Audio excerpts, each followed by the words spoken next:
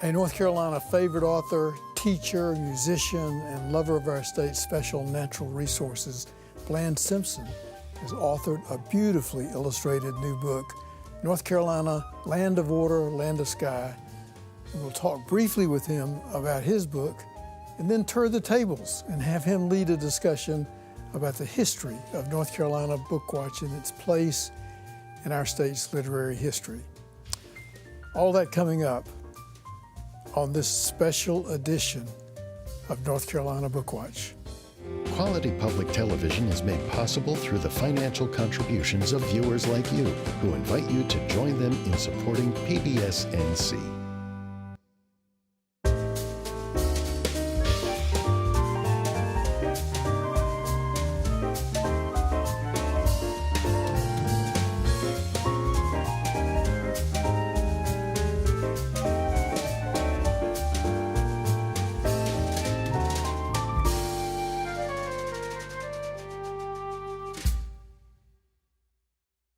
Welcome to North Carolina Bookwatch and to Flyleaf Books in Chapel Hill, one of North Carolina's great supporters of writers and of North Carolina Bookwatch. I'm D.G. Martin, and our guest host is Bland Simpson. He will tell us about his latest book, North Carolina, Land of Water, Land of Sky. And after he talks briefly about his new book, he will lead a discussion about the history of this program, North Carolina Bookwatch. Bland Simpson, author, performer, musician, teacher, writer, and inspirer of other writers. Welcome to North Carolina Bookwatch. Tell us a little bit about North Carolina, Land of Water, Land of Sky. David Perry of UNC Press told me I had to get out of the coastal plain and take a look at the whole state. And after about 10 years of telling me that, I did.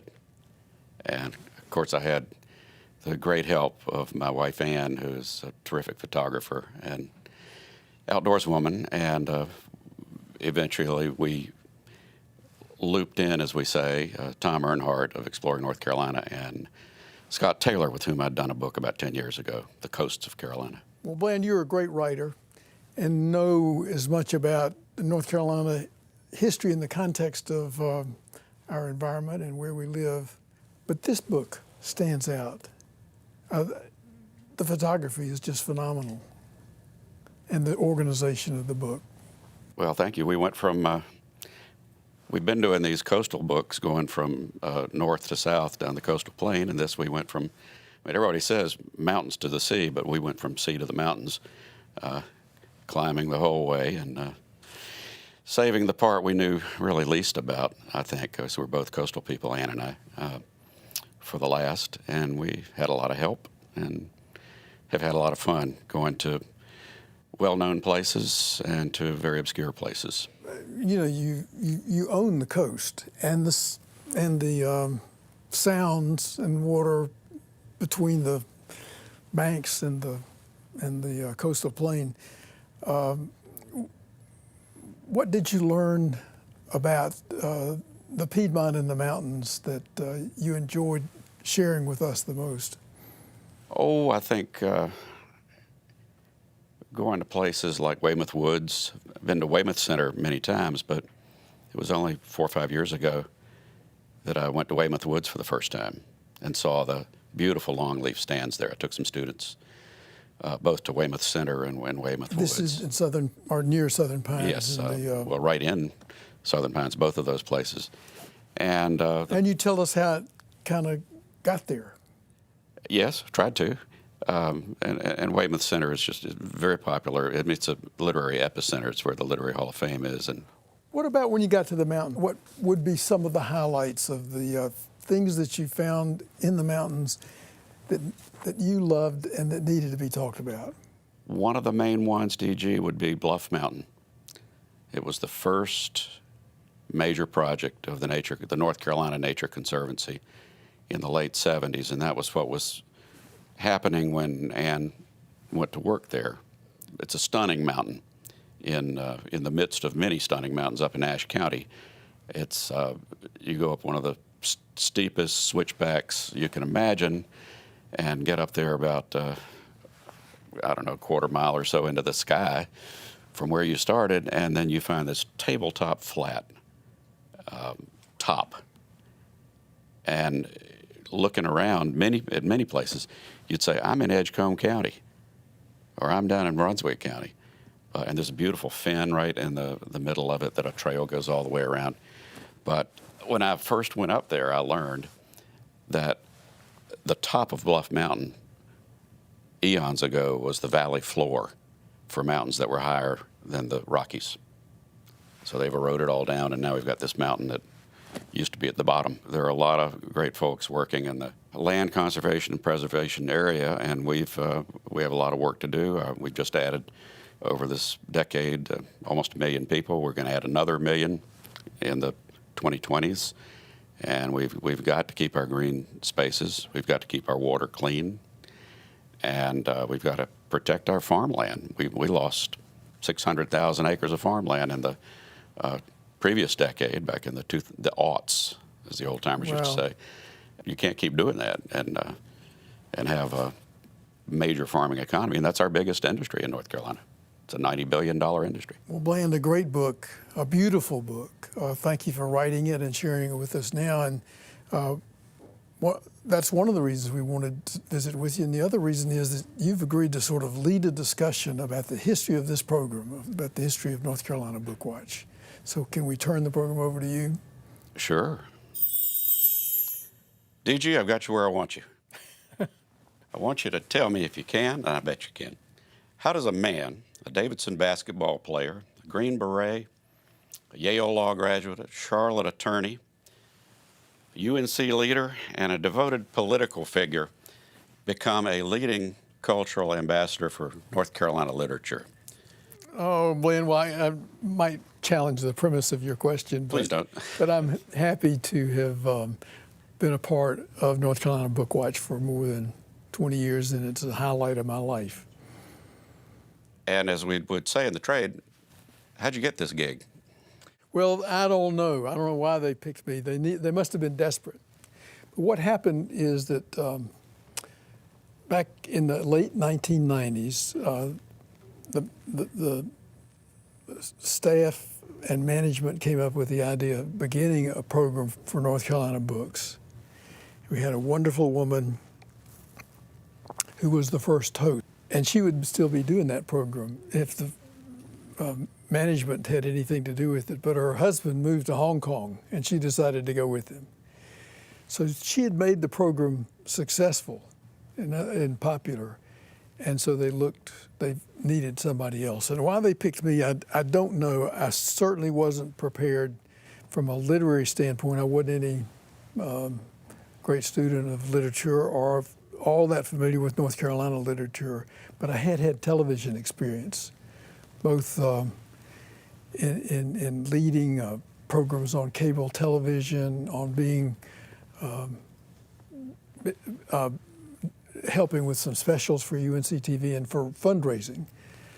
And so I guess they decided to give me a try, and that was one of the great blessings of my life. Well, we're all glad they did. My granddaddy used to say, son, you can't do it alone. Now, you all have produced well over 400 programs. You've had a great staff all along, I think. How about telling us a little bit about the staff and how you have worked to choose the books you've chosen? Well, first of all, about the staff at what we called UNCTV, but is now PBS North Carolina, a great group of people. And they assigned to me a number of great producers who should get gold watches just for having put up with me for all of this time, because there's a lot of potential conflict. They're having to manage the expectations of the management of the television network, and they just did a remarkable job. And then they led teams of people who are experts in sound and lighting and everything else, so that the show comes across as being, as it is, professionally managed. The person who might have had the greatest difficulty with me, Katie Lobrick, has been our producer for a number of years now, and is a professional herself in terms of interest in literary. And so we've had a good time, and I've been richly blessed by having great people support the program and make it such a great technical qualities. You had Morgan Potts' help in choosing a book back in season 11, I believe. Not a book that would have been your immediate choice, from what I understand. Well, this is Morgan and I had conflict because Morgan was younger, and he sort of felt like I was stuck with the sort of the old-time literary world of North Carolina, and he pushed a book on the gosh, I can't remember the name of it now. What Bernie Harbert's Bernie Harbert's book, Too Proud to Ride a Cow. Too Proud to Ride a Cow. And Bernie was such a wonderful character, and his story of both before and after his book of, kind of sailing around the world and then coming back to North Carolina and wanting to walk across the state. He wanted to bring a mule, and the mule needed company. And so the story of walking across North Carolina was great in his book, but the way he told it charmed all of us, particularly our viewers, and I think they would have liked to have turned the program over to him. And you have to thank Morgan for that, because without his making me do it, I don't think we ever would have done that book. And now it's one of my favorite memories of conversation with Bernie. One of the great memories for me is, just like you and I are sitting here today, I was sitting with Pat Conroy, whom we declared to be a North Carolinian, even though he'd only gone to school here for a year or two and had a love for North Carolina. But so I asked him a question similar to the one that you asked, which was, what sets you apart as a writer? What makes you such a great writer? And he said, well, D.G., I notice things. And I waited for a minute, and he said, for instance, before you got started with this program, that guy went 5, 4, 3, 2, 1 several times.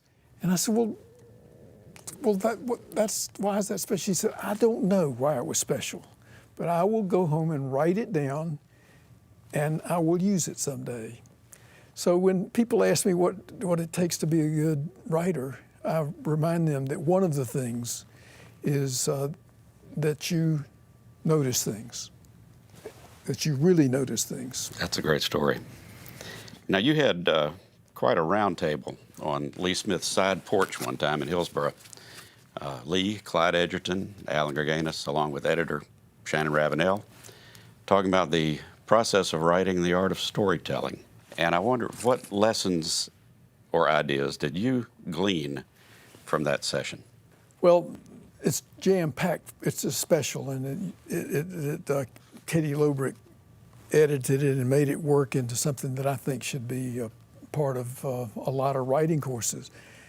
But the one thing that caught my attention more than anything was the importance of a good relationship between the book's author and the book's editor. I had written a book about a novel about country music, and I had made up my whole singing family based on the Carter family, which I used to hear all the time growing up. So anyway, I had tried to make the novel like an album, and each of the major characters had a song, and so I made it like an album. And so I had this one woman character who was like a kind of a combination of Dolly Parton and Loretta Lynn and everybody. And so here was her song, and I'll just say, in each section would start with the person's song, and I'm gonna tell you her song, and then I'm gonna tell you the query from the editor. Okay. Okay, the song is, Sitting in my double wide. no, I've got a double bed and double wide and a double shot of gin, That's it. but I'm a single gal in a one-horse town. I'm laying here alone again. There you go.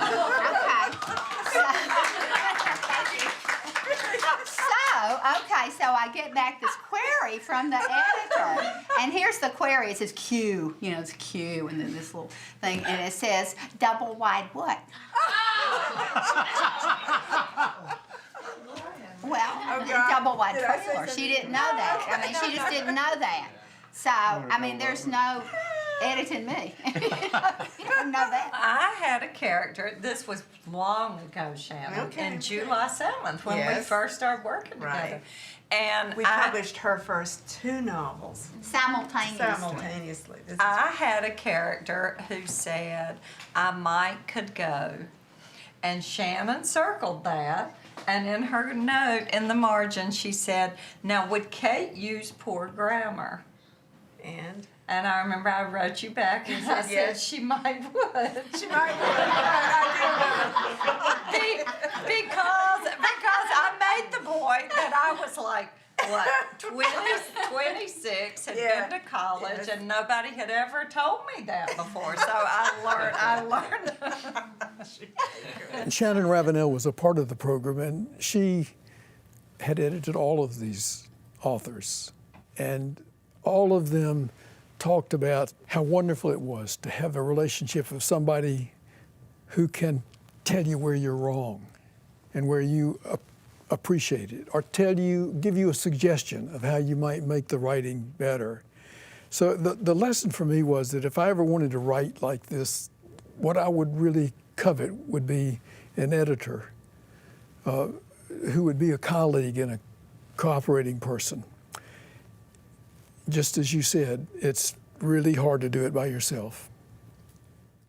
Well, I want to quote a couple of your guests, novelist John Russell and mystery and crime writer Jeffrey Deaver, on writing techniques.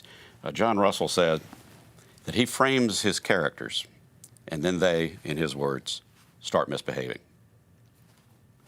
Jeffrey Deaver says, on the other hand, I spend 8 months researching and outlining my book. Now, that's kind of a polarity there. And I just wondered during all these conversations, what is perhaps the most unusual writing technique? I don't know whether I can come up with the successful, unusual writing technique, but most of the differences in writing a novel or writing a story come up between those two quotes. That is, the person who feels like John Grisham has his book outlined in his mind when he gets started. He knows what the closing sentence is going to be. And others, people who say, I let my characters lead me. And at first I thought, you let your characters lead you. You're the author. You make it work. And more and more as I talked to people, I understood this partnership, not only with your editor, but partnership with your characters, where you, as the author, you know about your characters and you become involved with them in a close way.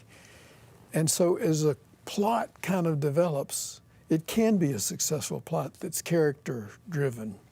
So I've moved from being a Jeffrey Deaver disciple of get it all organized, know what you're doing, know what the end's going to be, don't be unorganized about it, to more and more appreciative of how important to an author is a clear understanding of and an appreciation and love for the characters that he or she has developed. William Faulkner said he turned the characters loose and just chased them down the road with a pencil, scribbling down what they were doing as fast as he could. One thing to kind of get us going in writing, what would you suggest? Well, this book taught me that it is possible to write what you don't know.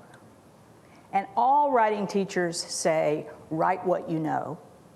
But I would argue that it's possible to write yourself into learning about something, and that bringing my ignorance to these topics and sharing what I discovered with my readers was actually, I think, a pretty decent formula for making a book.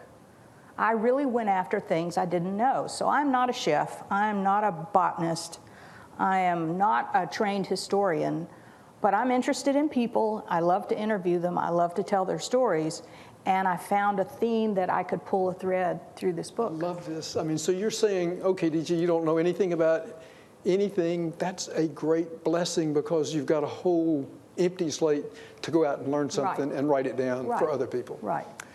Well, you gave me another tip. I think you changed my life again, maybe. Let's talk about mysteries a little bit, because these are very tightly organized books, plots. Our Secretary of State, Elaine Marshall, tells newcomers, if you want to get to know North Carolina, read Margaret Maron's Judge Deborah Knott series. And you know Margaret. You met her from time to time, I believe, down at Stevenson's Barbecue Oh, those are good memories. in Johnston County, which was started by Shelby Stevenson's brother, I believe. Oh, that's a great story. And Shelby, our former poet laureate.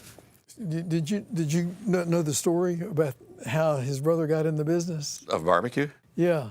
No. Well, they were just old dirt farmers, and they had some pigs, and they would, Shelby's brother and the whole family, they would sell their pigs. And one day they sold the pig, and Shelby's brother said, well, what are you going to do with this pig? And guy said, well, I'm going to barbecue it, and I'm going to sell the barbecue. And he said, well, how much are you going to sell the barbecue for? And guy told him that, he could probably get 35 cents a sandwich for it. And he figured out that, my golly, I'm letting this other guy make all the money off the pig that I raised. And they said, we'll just try that. We'll get in the barbecue business. And of course, as anybody who's been at Stevenson's along the way between Raleigh and I-95 knows that's a good barbecue, and thank goodness that happened. For all of us. And we'll come back to barbecue in a minute. How about some of the other mystery writers you've had on the show? Katie Munger, Adam Price is a colleague of mine here at Chapel Hill, Kathy Reichs.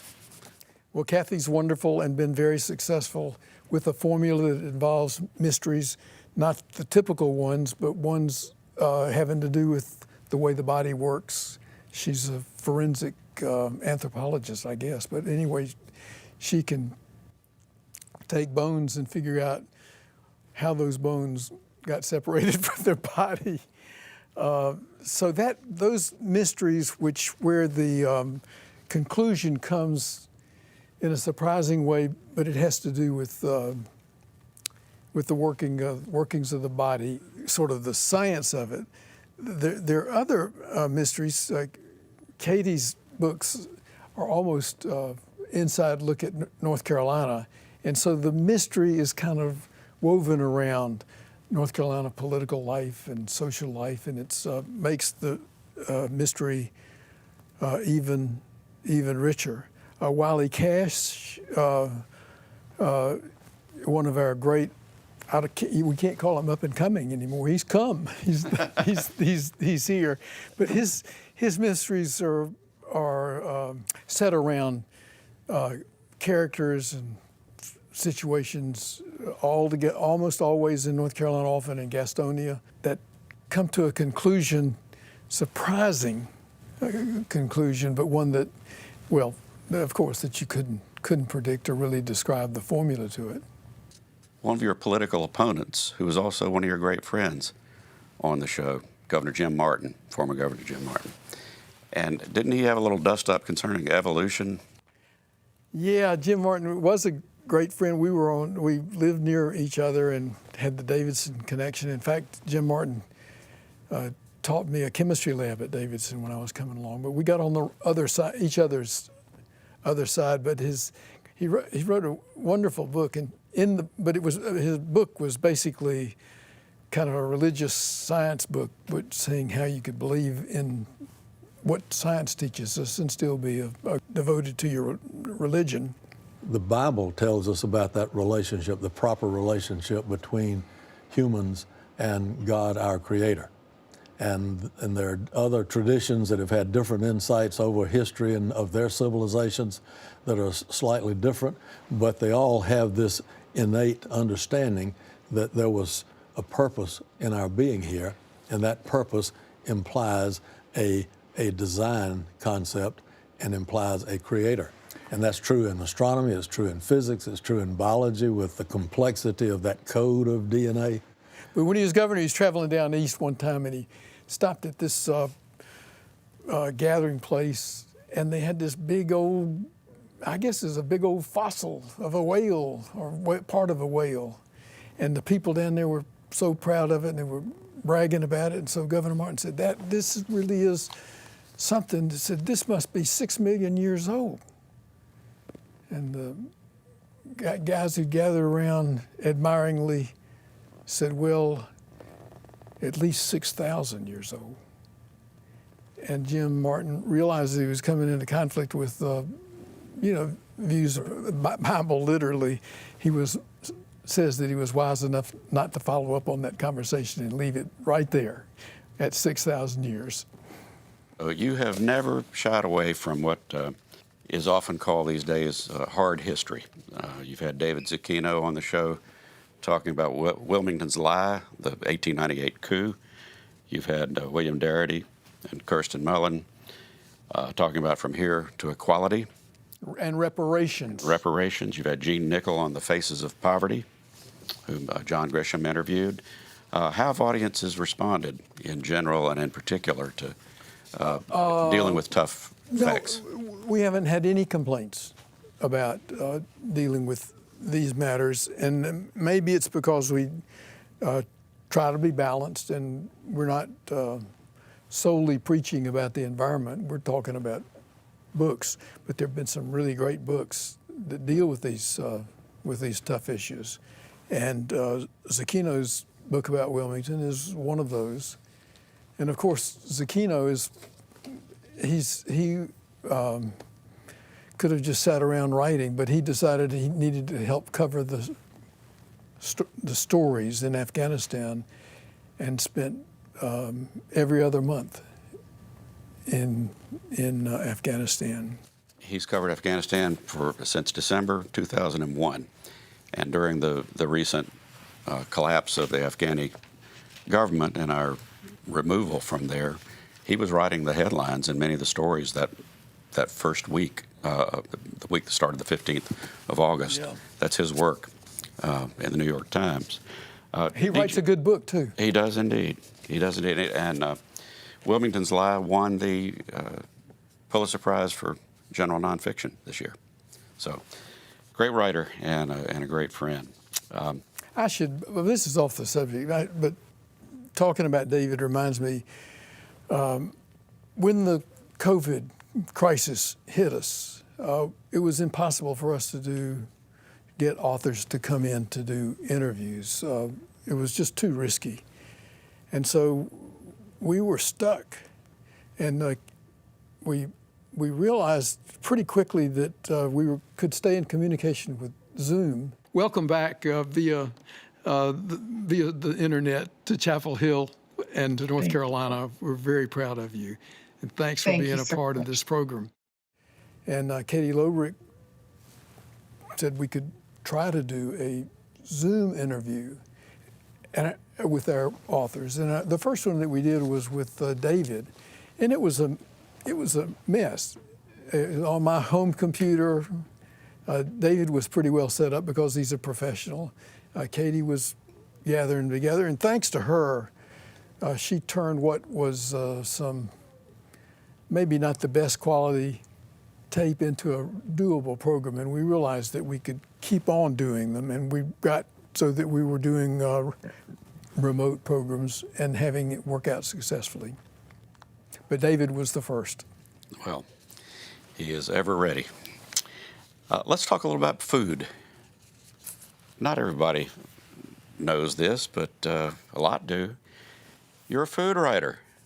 DG wrote North Carolina's Roadside Eateries. As far as I can tell, you've literally eaten your way across the state.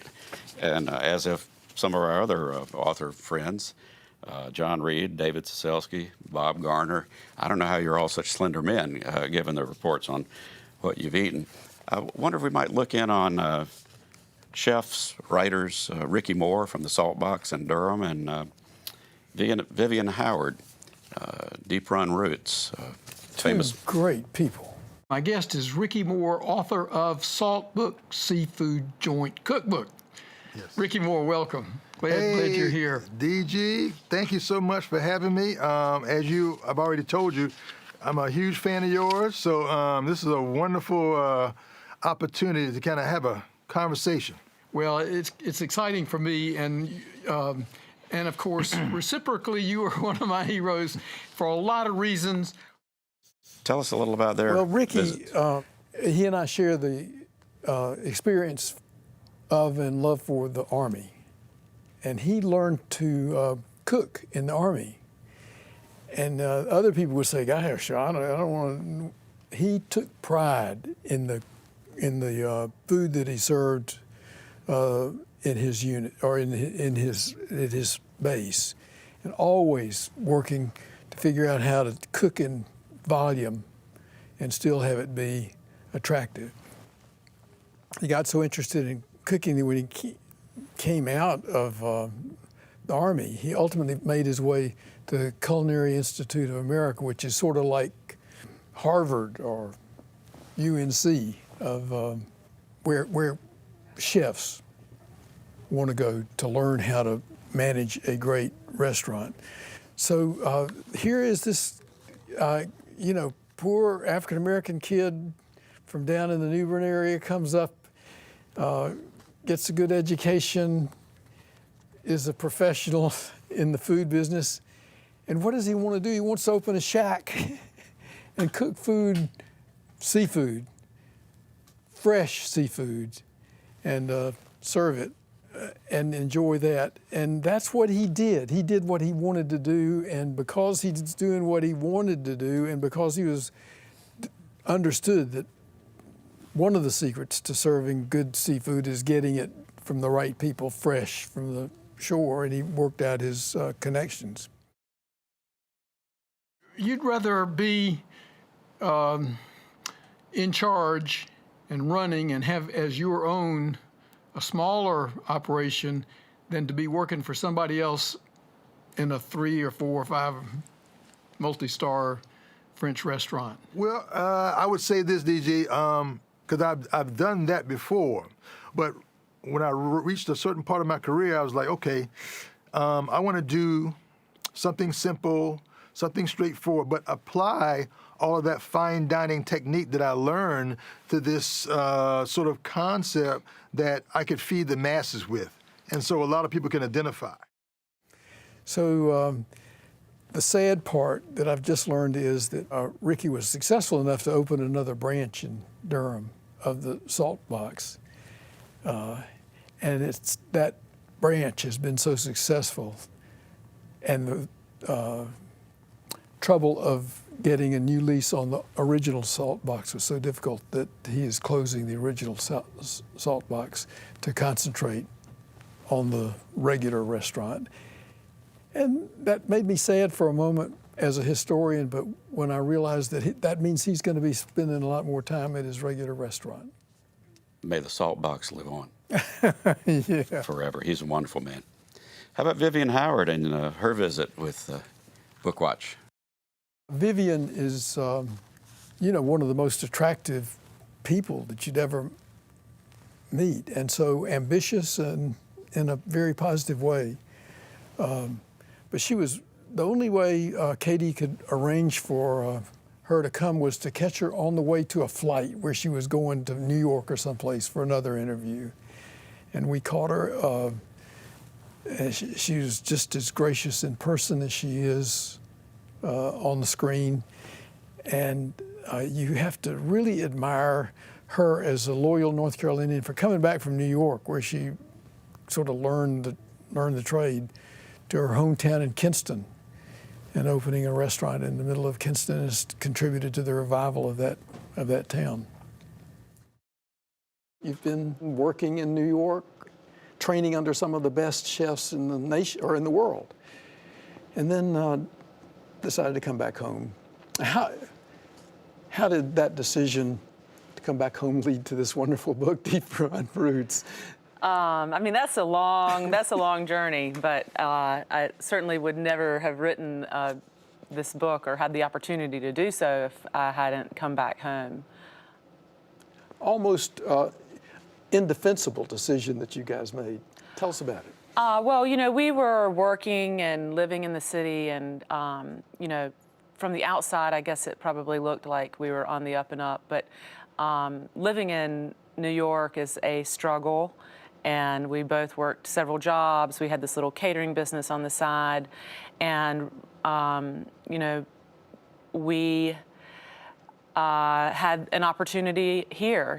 My parents, my family said that they would help us open a restaurant here. They actually said, they said anywhere in North Carolina. And I thought, I'd love to live in Asheville. But when we agreed to move, it became clear that really the restaurant was going to be in Kinston, and that was that. Well, since you've come back, as you know, I love this quote, that your Eastern North Carolina is your Tuscany, your Szechuan, your Provence. It really just speaks to the fact that I believe that Eastern North Carolina's food traditions are as deep and as rooted and as varied and delicious as any of the noteworthy food regions of the world. And many of the cuisines that we exalt, the cuisine of Tuscany, the cuisine of Szechuan, that is food that is poor people food, rustic, food that people have relied on the earth and farming and harvesting and preserving their food, and that's how those traditions formed. And Eastern North Carolina is no different. So we could say the food traditions of Provence, of Tuscany, of Szechuan, and Eastern North Carolina. Exactly. And those are the four. Those are the four places that you go. Your book on NC eateries have gotten you into barbecue joints all over the state, and I've been thinking perhaps you are the unifier of East and West. And you used in this North Carolina eateries, roadside eateries book, you used a couple of quotes by Jack Betts. He says, Lexington barbecue is regarded by many travelers as the mother church of North Carolina barbecue. A few pages later, Jack, a great friend of both of us, a great political writer, Jack says, the best is Wilbur Shirley's peppery chopped barbecue cooked the old way over hardwood coals in Goldsboro.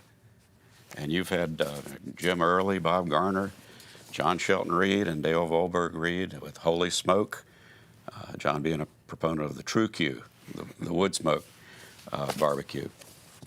What can you say about barbecue across the state, DG, that won't get us both in trouble? I will do my best, because I'm not like John Reed or Jim Early was a real expert on the science of getting good barbecue. I enjoyed the meal sitting around the table with local people at a good barbecue place. Doesn't have to be the best. I will say that I stop at Lexington every time I'm on the way between Chapel Hill and Charlotte. Yeah, I think you said the owner thinks you're part of the staff. Well, I do love it. The Eastern North Carolina way of cooking it is also very persuasive, and I like the parts other than the shoulders. I'll have to. One story I remember on visit to a barbecue place in Statesville that's no longer there.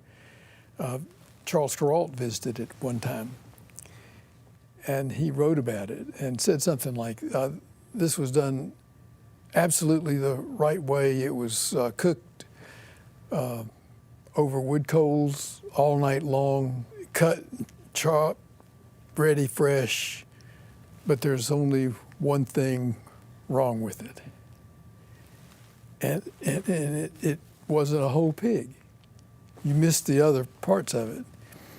So he wrote this up, and the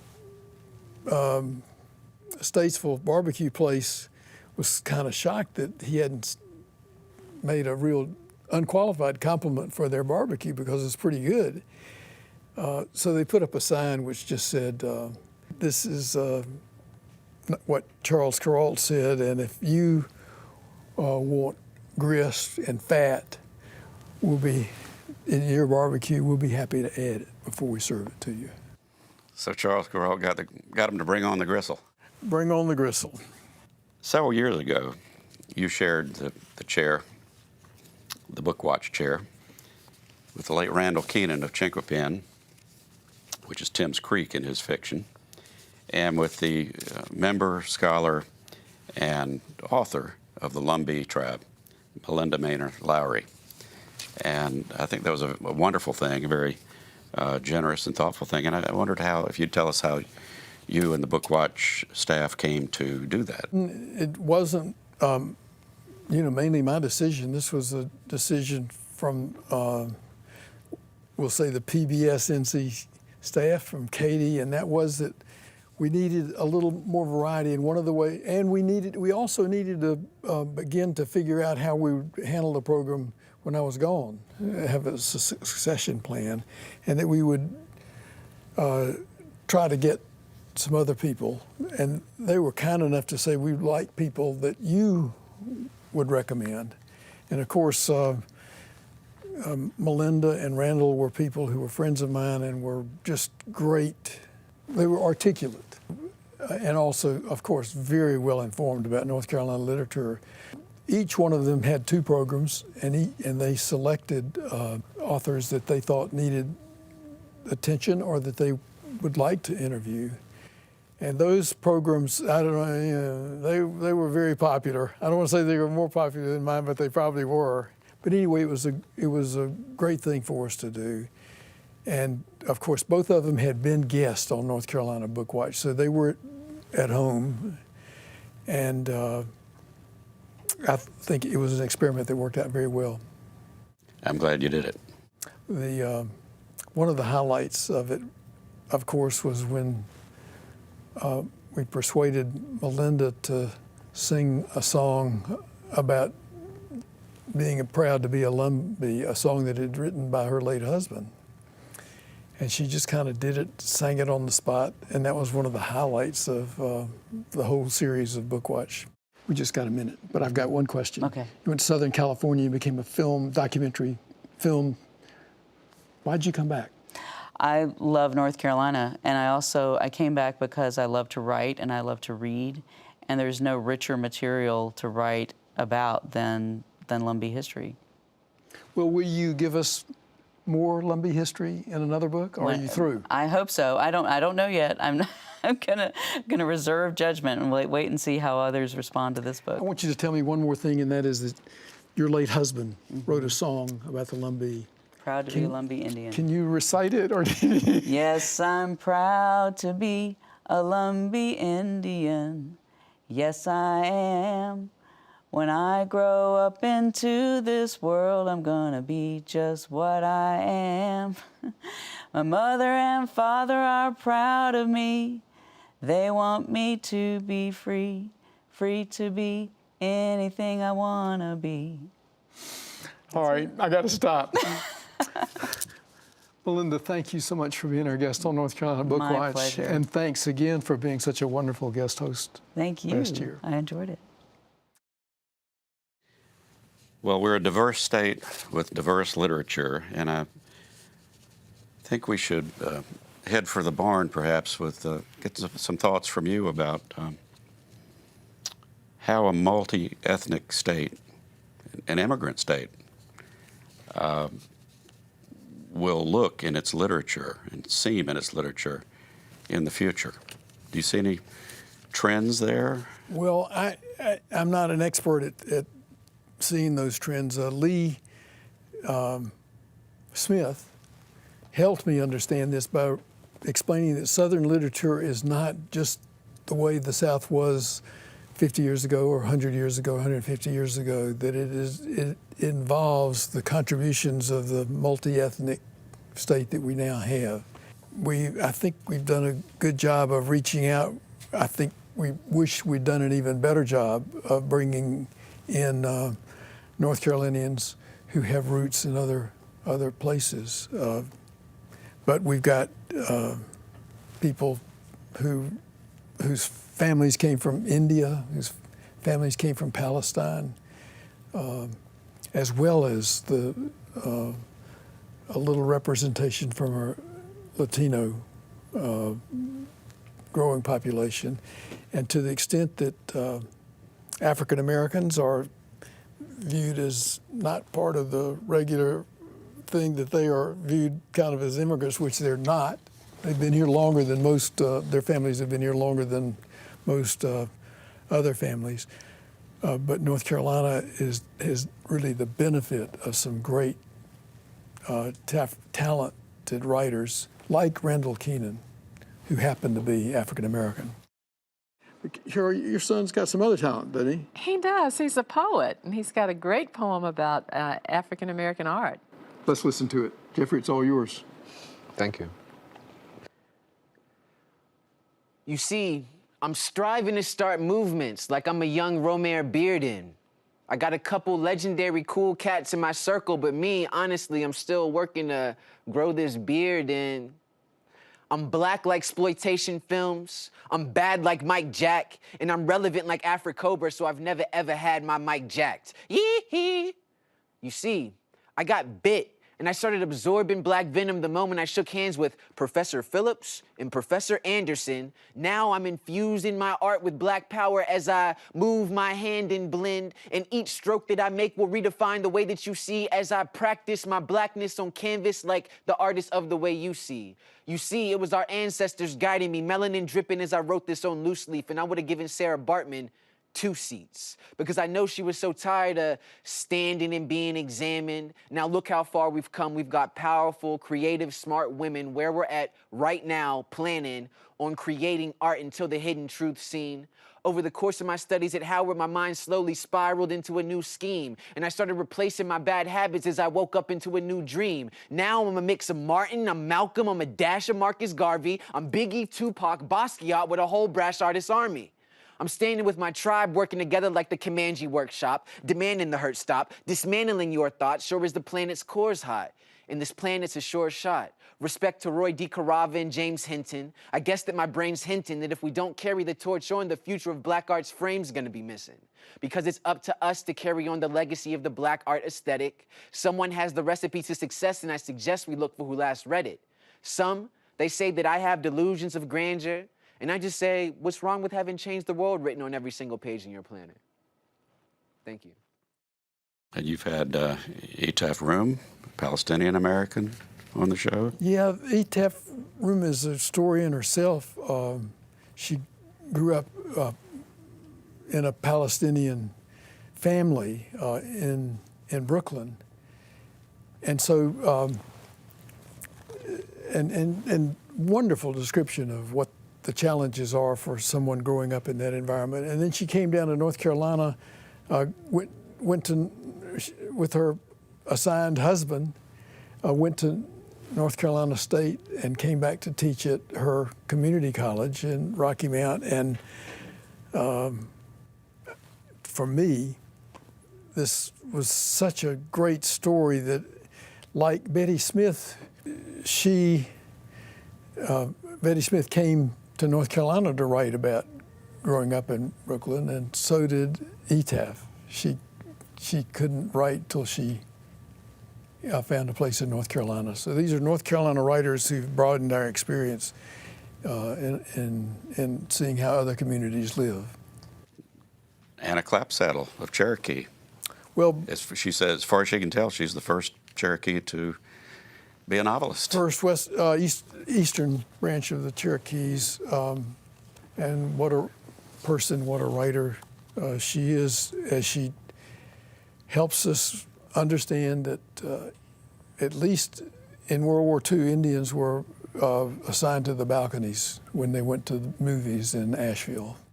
We should note as well that our current poet laureate is only the third woman and the first African American to serve as poet laureate. Jackie Shelton Green, also a guest on this show. And when she was appointed, the governor said her appointment, this is Governor Cooper talking, is a wonderful new chapter in North Carolina's rich literary history. And that's a pretty magnificent and true statement. Yeah. I think.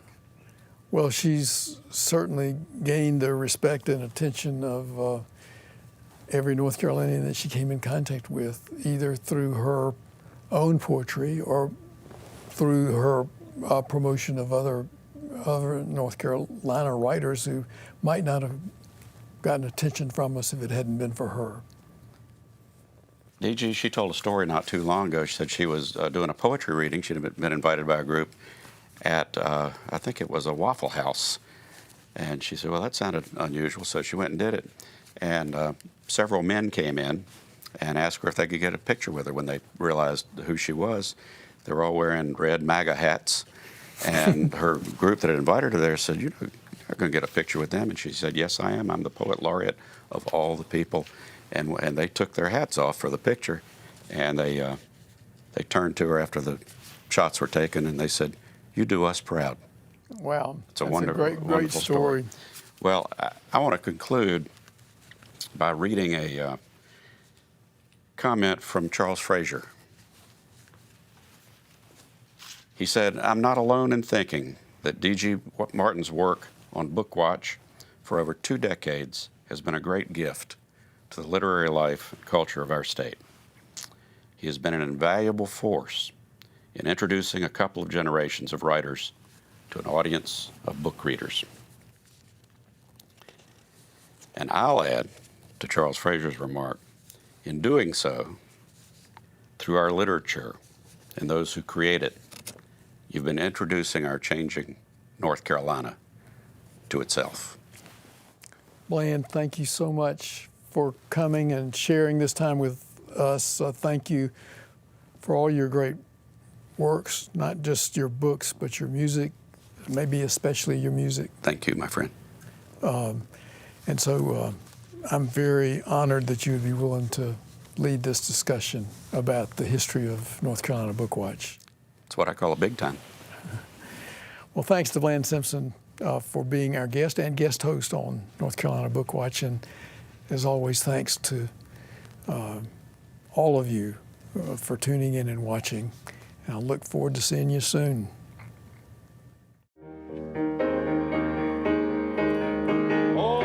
I reckon I don't mind talking this way. I said, I reckon I don't mind talking. I'm born on the sound side. Sound side, and so's my wife. So's my wife. Sound side. Oh, sound side of life. No telling me it's better out there. I said, no telling me it's better. I live on the sound side. Sound side, so's my wife. So's my wife. Sound side, oh, sound side of life. When the wind starts blowing and the white cap's showing, well, you better start stowing away. If you're out in the open, well, you better start hoping that the storm ain't sloping your way. Here in the marsh is where I always hide. If you're out on the beach and the storm's in reach, wherever you are, it's not that far. Hop in your car and get rolling. Roll on down to see me sometime, get rolling. Roll on down to see. I live on the sound side. Sound side, so's my wife. So's my wife. Sound side, oh, sound side of life. Sound side, oh, sound side of life.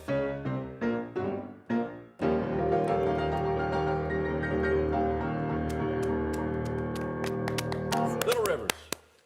I brought my guitar. You want me to do a little? Is this a good time to maybe pull it out? So. Let's pull out your guitar right. and share with us. Have you got a song that relates to the character? I do. I have a little song that I've done on occasion that is from the Disney movie. My own little version of that song, "Got No Strings on Me." So I'll throw a little short version at you for that. So. Got no strings to hold me down, make me fret, make me frown. I've had strings, but now I see, got no strings on me. Wow, wow.